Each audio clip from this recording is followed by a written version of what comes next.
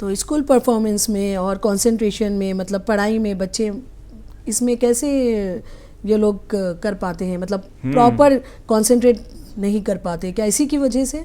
बिल्कुल, अगर ये थायराइड प्रॉब्लम जो है आइडेंटिफाई जल्दी नहीं हुआ है तो इन बच्चों में जो है, जो पहले अच्छा पढ़ते थे बच्चे, अभी आगे चल के टीचर्स कंप्लेन कर सकते हैं कभी कभी कि बच्चा का मेमोरी पावर थोड़ा वीक हो रहा है, बच्चा इतना कॉन्सेंट्रेट नहीं कर पा रहा है या बहुत डल लग रहा है क्लास में। तो ऐसे चीज़ों से भी कभी कभी पेरेंट्स को अटेंशन आता है और टेस्ट करने से या डॉक्टर के पास जाने से ये आइडेंटिफाई हो जाता है। बच्चों के लिए क्या ट्रीटमेंट अवेलेबल है और क्या ये लाइफ लॉन्ग होता है? इन बच्चों में रेगुलर फॉलोअप और मॉनिटरिंग कितनी ज़रूरी होती है? तो बच्चों में जो ये प्रॉब्लम है, ये जब पैदाइश से होता है, कंजेनिटल हाइपोथायरॉयडिज्म, इसमें अगर ग्लैंड है, समझिए, मतलब स्कैनिंग जब होता है अल्ट्रासाउंड वगैरह में और न्यूक्लियर स्कैन में, ये अगर स्कैनिंग में ग्लैंड है तो कभी कभी जो है ये 2 साल तक दे के दवाई रोके तो भी मेंटेन हो जाता है दवाई के बिना। मतलब बेबी का जैसा ग्लैंड बढ़ रहा है तो मैच्योर होके हार्मोन बन पाता है।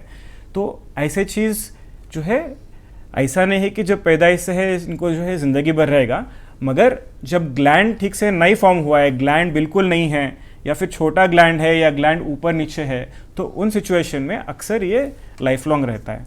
दूसरा सिचुएशन जो है, जो बाद में आता है, जो ऑटो इम्यून प्रॉब्लम है, एक्वायर्ड हाइपोथायरॉयडिज्म बोलते हैं, वो चीज़ जो है इम्यून सिस्टम प्रॉब्लम के कारण थायराइड का ग्लैंड जो है ठीक से नहीं काम कर पाता है, डिस्ट्रॉय हो जाता है सेल्स, तो उसके कारण जो है ये वाला चीज़ जो है अक्सर लाइफ लॉन्ग होता है।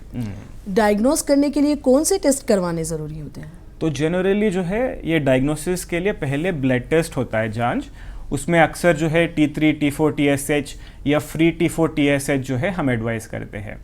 अगर उसमें एबनॉर्मेलिटी निकला, हाइपोथायरॉयडिज्म जो है उसमें कंफर्म निकला, तो हम क्या करते हैं, उसको जनरली जो है बच्चों को जो है स्कैनिंग करके, अल्ट्रासाउंड करके देखते हैं कि ग्लैंड कैसा है, ग्लैंड का जो है अपीयरेंस कैसा है, छोटा है, नॉर्मल है। तो ये नेक्स्ट लेवल ऑफ टेस्टिंग होता है जो अल्ट्रासाउंड स्कैन है। थोड़े बच्चों में जो है हम न्यूक्लियर स्कैन भी बोलते हैं उसे, थायराइड सिंटीग्राफी बोल के, तो थायराइड सिंटी स्कैन भी थोड़े बच्चों में करते हैं।